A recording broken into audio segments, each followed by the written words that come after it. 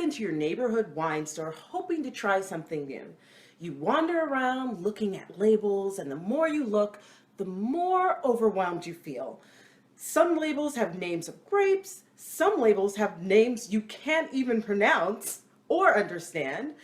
Maybe you look around a little more before settling on something pretty that you have no idea about. Sound familiar? I'm going to give you a few basic tips to help you understand what's on the label and what's inside the bottle. I'm Lea Faith of Let's Talk Wine. It's Friday, so let's talk wine labels.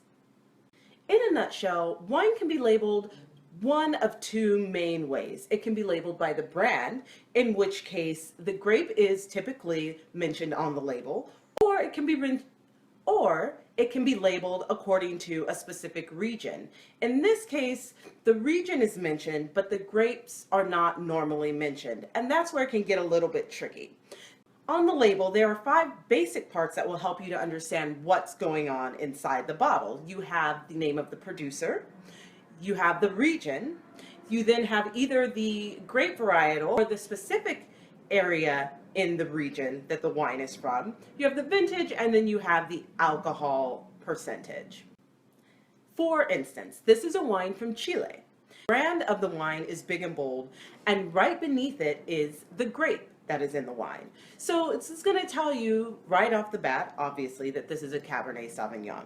Now, if you look a little closer, it also says it is from Calchuaga, which is a region in Chile. It also says the year, the vintage, 2012. And if you look on the back of the label, it also says that it is about 14% alcohol by volume. Here we have an example of a wine that is labeled according to the region. Now, as you see, Botano is the producer. Now it says here on the bottom that it is from France. The appellation is Côte d'Aron. And this says Côte d'Aron Village, which is just another way of saying that this is a step above your basic entry-level Côte d'Aron. Typically, your Côte d'Aron blends are Grenache, Syrah, Mourvèdre.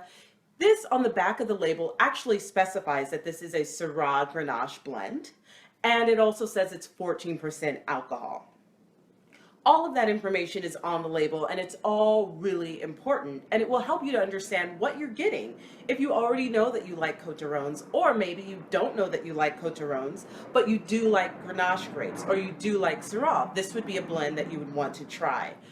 Now, keep in mind when you're looking at the label that New World wines, which is anything outside of Europe, will tend to have higher alcohol levels.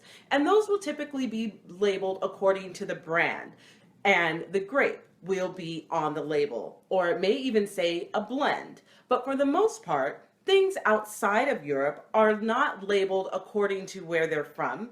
They are labeled according to the grape. So the grape will be listed on the label. Also tend to have higher alcohol levels, and higher alcohol levels go hand in hand with a big, rich, hearty wine. So it's just something to keep in mind. That's a general assumption. There are some exceptions to this rule, but for the most part, you will notice higher alcohol levels, for instance, in California wines, and lower alcohol levels in European wines. So now you have some basic information that will help you to understand and really have a better idea of what's in the bottle. Go out, look at some labels, and try something new this weekend.